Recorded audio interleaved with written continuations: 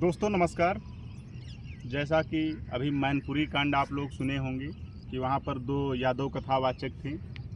जब पंडितों को पता चला कि ये कथावाचक यादव हैं तो उन्हें व्यास गद्दी से उतार कर उनकी चोटी काटी गई और उनका जो बाल थे बाल उतारे गए।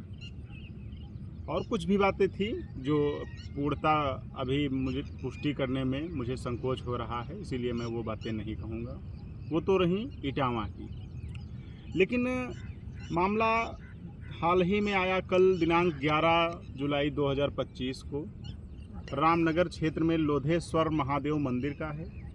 यहाँ पर शैलेंद्र प्रताप गौतम नाम का एक दलित युवक शिवलिंग पर जल चढ़ाने गया था, क्योंकि सावन की शुरुआत हुई है। जो भी शिव जी के भक्त हैं वो सब जल चढ़ाने जाते हैं।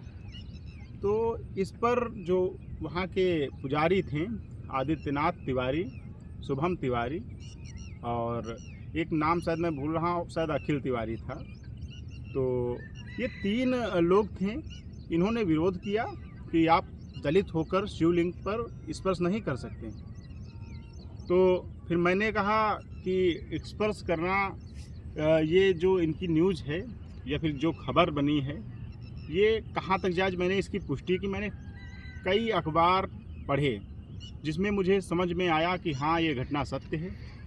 और अगर इस प्रकार की घटनाएं होती हैं तो कहीं न कहीं जिस प्रकार से प्राचीन समय में हिंदुओं में इस प्रकार का कास्ट सिस्टम था और विदेशी आक्रांताएँ आकर लाभ उठाईं, उसी प्रकार से आज भी हो रहा है।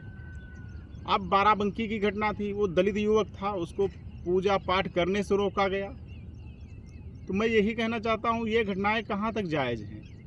अब आरोप लगाया गया पंडित पक्ष के द्वारा यानी पुजारी पक्ष के द्वारा कि ये मंदिर में छेड़खानी कर रहे थे, और वही शैलेंद्र प्रताप गौतम लहूलुहान अवस्था में बाराबंकी CHC में भर्ती हैं। उन्होंने कहा कि मेरे सीने पर लातों से वार की गई, जिससे मेरे सीने में बहुत दर्द हो रहा है और मुझे नहीं लगता मैं अपनी ज़िंदगी में अब दोबारा रिकवर कर पाऊँगा। तो इस प्रकार की घटनाएं समाज में वैमनस्यता पैदा करती हैं और ऐसी घटनाओं पर निरंकुश लगाने के लिए कहीं न कहीं सरकार को उत्तरदायित्व माना जाता है कि सरकार का उत्तरदायित्व है इस प्रकार की घटनाएं जो जघन्य रूप में होती हैं, इस पर सरकार एक्शन ले। लेकिन सरकार भी मूक बधिर बनी हुई है। रही बात, आए दिन हम देखते हैं दलितों के साथ हो रहा अन्याय। वही पुराना सिस्टम, सवर्ण जातियाँ दलितों पर अन्याय कर रही हैं, पिछड़े वर्ग पर अन्याय कर रही हैं, यानी अत्याचार कर रही हैं। तो ये सब जायज़ नहीं है। अगर एक शिक्षित समाज की ओर हम देखें या फिर किसी विकसित देश की ओर देखें तो ये सब वहाँ कब का छूट चुके हैं। अगर इस प्रकार की जो घटनाएं होती हैं उससे हमारा देश तो पीछे जा ही रहा है, साथ ही समाज में आक्रोश पैदा हो रहा है। कृपया करके इस प्रकार की जो घटनाएं होती हैं, अगर आप करने का विचार करते हैं या फिर आप सवर्ण हैं या फिर आप दलित हैं, तो इन सब चीज़ों से बचना चाहिए। मैं तो कहता हूं जैसे दलितों को निषेधित किया गया, क्यों मंदिर जाएं।